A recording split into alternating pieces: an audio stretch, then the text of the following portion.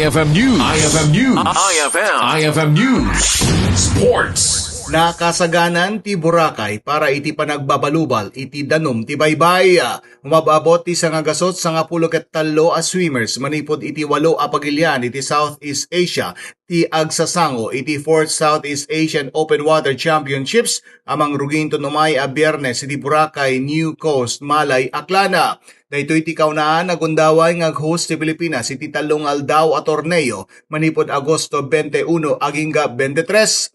Sigon kan Philippine Aquatics Incorporated Secretary General Eric Buhain, no adda ipanpanakkel iti Indonesia a Bali, ken patayamet iti Thailand, adamet bukod a pambato ti Pilipinas nga world famous a Boracay. Malaksid iti prestigyoso a kompetisyon a sagot ti Philippine Sports Commission, gundaway med nga ipakita iti pintas iti isla kadagiti atleta, sports official, ken bisita manipod iti pagilian iti Southeast Asia, ken iti national team iti Pilipinas. Inpasigurado ni Buhain ken PAA Executive Director Anthony a planchado iti seguridad kadagiti partisipantes.